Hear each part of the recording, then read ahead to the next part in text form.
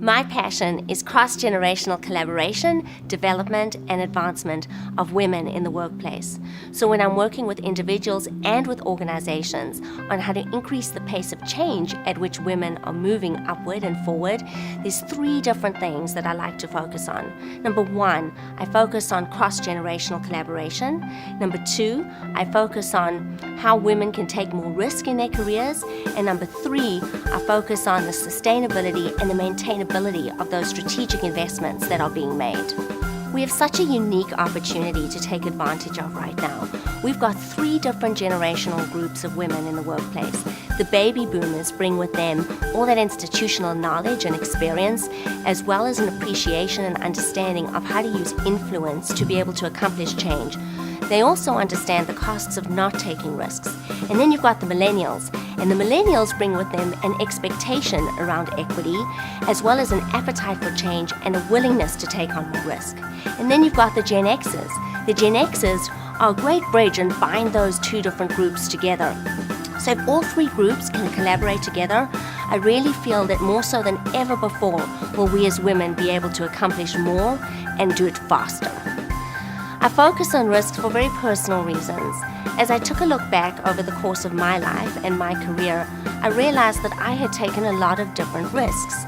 I made a choice to come all on my own to live in the United States when I was 26 years old and build a new life and career here. I made a very important and risky career decision to walk away from a very large global consulting firm when I was just about to make partner.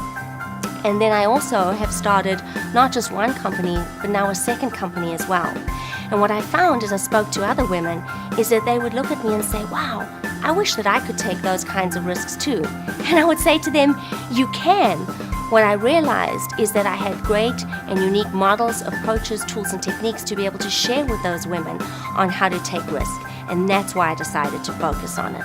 Women approach decision-making and risk differently than men do. We've got a different appetite and propensity for risk. And I really believe that it hurts us in both many of our personal and professional decisions that we make. And I'm certainly not advocating to be wild and reckless and throw all caution to the winds. But I do believe that it hurts us in what we end up with at the negotiation table. I believe it hurts us in how we're represented in management and in executive ranks. So I believe that for us to be able to change those things, we as women have to be comfortable with taking more risk. I grew up in South Africa. It's an incredibly beautiful country. If you haven't been, you should go. But it's also a country that really has been marred with both political and economic turmoil. But that is where my passion and my interest around transformational change began. I grew up during the institution of apartheid and the dismantling of apartheid, and I saw the impact that it had on individuals, on families, on businesses, on the economy, and on the country as a whole. That's transformational change. You don't get much bigger than that. That's an experience. When I share my story with other women, it's really important to me that I'm able to share with them that I can relate to their challenges, that I can relate to the good times and to the bad times that they've had on their career's journey. Because you know what? I've had those good times and those bad times too.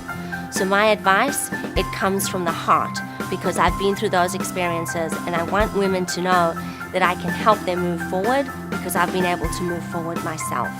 I've had to make some really tough decisions over the course of my life and my career, so I really do understand what it means to take on huge risk.